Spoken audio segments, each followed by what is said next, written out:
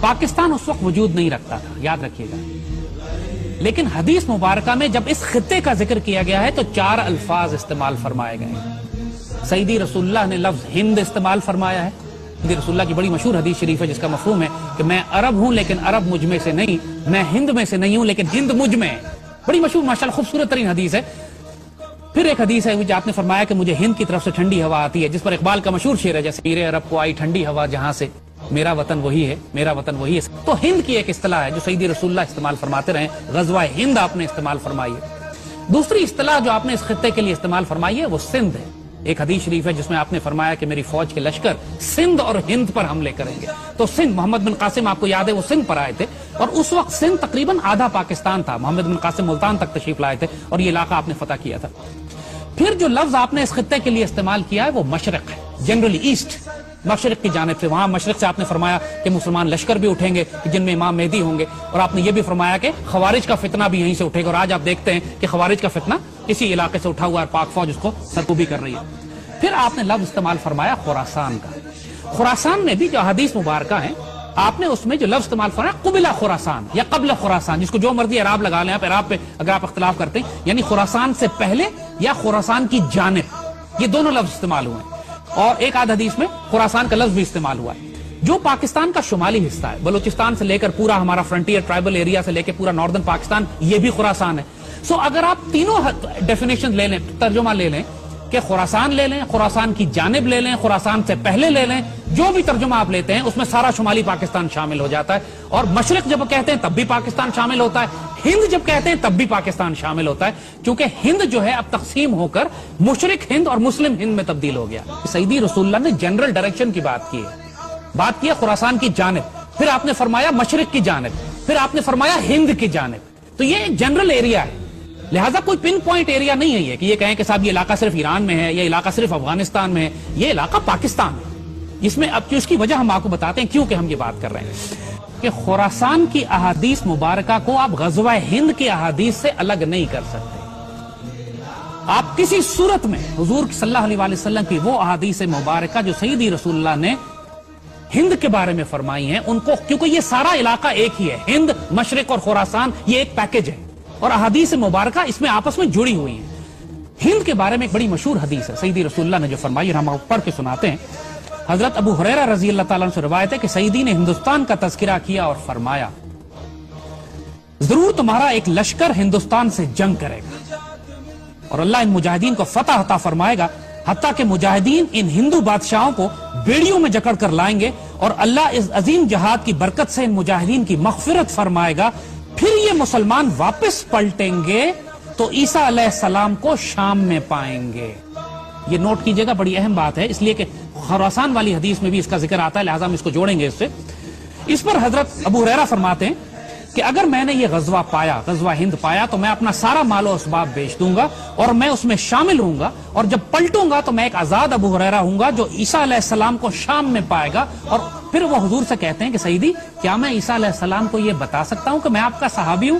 حضور اس پہ مسکرا پڑے، معصوم سوال تھا، حضور مسکرا پڑے، کہتے ہیں بہت مشکل، بہت مشکل۔ اب اس کو یاد رکھیے گا، دیکھیے ایک بات، سیدی رسول اللہ نے اس ایک حدیث میں پوری ملٹری سٹریٹجی کلیئر کر دی ہے کہ آئندہ آنے والے وقتوں میں کیا ہونے والا ہے۔ مسلمانوں کی ایک فوج ہندوستان سے جنگ کرے گی اور پوری دنیا اس بات سے واقف ہے، اس میں کسی کو ڈاؤٹ نہیں ہے کہ وہ فوج پاک فوج ہے۔ یہ پاکستان سیدی رسول اللہ نے اپنی نگرانی میں تیار کروایا تھا۔ یہ بات ہم اس لیے بڑے اعتماد سے کہہ رہے ہیں کہ اس بات کو ڈیفائن کر کے، ڈسکس کر کے ہم 1000 دفعہ ختم کر چکے ہیں۔ قائد اعظم کو حضور کی زیارت ہوئی، حضور نے حکم دیا قائد اعظم کو کہ ہندوستان جاؤ، تم سے ڈیوٹی لینی ہے۔ خان اف قلات جب بلوچستان کو الگ کرنا چاہ رہے تھے پاکستان سے تو خود اکنالج کرتے ہیں، ان کے پوتے نے ایکسپریس نیوز پہ مبشر لقمان کے پروگرام میں کھل کے سامنے آ کے کہا ہے کہ ہمیں حضور نے ڈائریکٹ حکم دیا تھا کہ بلوچستان کو پاکستان سے ملاؤ، پاکستان بن رہا ہے، بلوچستان کا صوبہ بھی اللہ کے رسول کے حکم سے جڑا ہوا ہے۔ علامہ شبیر احمد عثمانی کو سیدی رسول اللہ کی خواب میں زیارت کی، انہوں نے فرمایا قائد اعظم میرا سپاہی ہے، اس کے ساتھ شامل ہو جاؤ جا کے۔ قائد اعظم اقبال کے خواب اور مشن اور ویژن جو تھا اس کی بنیاد پر بنا۔ نعمت اللہ شاہ ولی نے آج سے 600 سال پہلے جب بشارتیں دی ہیں اس خطے کے حوالے سے تو انہوں نے مومنان غربی کا ذکر کیا ہے، مغربی پاکستان کے مسلمان جو ہیں وہ ہندوستان پر فاتحانہ غازیانہ قبضہ کریں گے۔ تو اس میں کسی کو ڈاؤٹ ہی نہیں ہے کہ یہ پاکستان جو سیدی رسول اللہ نے اپنی نگرانی میں تیار فرمایا ہے، جس کو غزوہ ہند کے لیے تیار کیا گیا ہے، یہی لشکر ہوگا، یہی پاکستان آرمی ہوگی جو سیریا جائے گی، شام جائے گی، اس وقت جب آخری زمانے میں اسرائیل کے ساتھ ایک فائنل بیٹل ہوگی۔ اور یاد رکھیے گا کہ پاکستان آرمی کی تربیت اللہ پچھلے کئی برسوں سے اس کام کے لیے کروا رہا ہے۔ ہم مسلم دنیا کی واحد آرمی ہے جو غزوہ ہند بھی لڑ رہی ہے، ہم انڈیا سے بھی لڑ رہے ہیں، ہم خوارج کے خلاف بھی لڑ رہے ہیں، اور ہم یہودیوں کے خلاف شام میں لڑ چکے ہیں۔ پاکستان ایئر فورس شام جا کے اسرائیلیوں کو مار کے گرا چکی ہے، اور آنے والے وقتوں میں پچھلے دنوں ابھی فلسطین میں ایک زبردست مظاہرہ ہوا تھا جس میں فلسطینیوں نے پاکستان آرمی کو دعوت دی تھی کہ آپ آئیں اور ہمیں آزاد کرائیں۔ تو یہ یاد رکھیے گا کہ اس خطے سے، خراسان سے، مشرق سے، ہند سے 2 فوجیں شام نہیں جائیں گی۔ حضور نے جب خراسان والی فوج کا ذکر کیا ہے تو وہاں بھی حضور نے فرمایا کہ خراسان سے ایک فوج اٹھے گی جس کے اندر امام مہدی ہوں گے، وہ فوج شام میں جائے گی۔ ایک حدیث شریف ہے، ہم آپ کو بتائیں، بڑی اہم حدیث شریف۔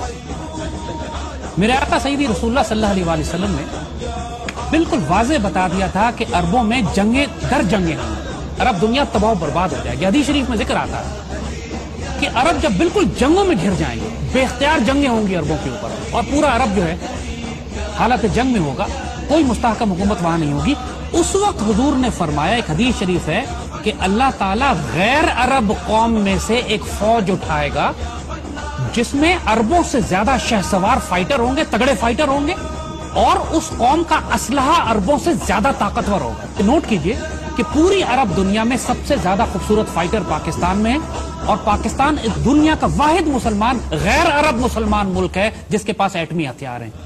یہ بھی بشارت پاکستان کے لیے سیدی رسول اللہ دے چکے ہیں، عربوں کی حفاظت کے لیے۔ اور آپ نوٹ کریں گے کہ پچھلے 30 سال سے جب بھی عربوں کو خطرہ ہوا ہے، ان کی حفاظت کے لیے یہی غیر عرب فوج گئی ہے جس کے ہتھیار عربوں سے بہتر تھے، جس کے فائٹر عربوں سے بہتر تھے۔ اللہ اکبر، یہ پاک فوج ہی۔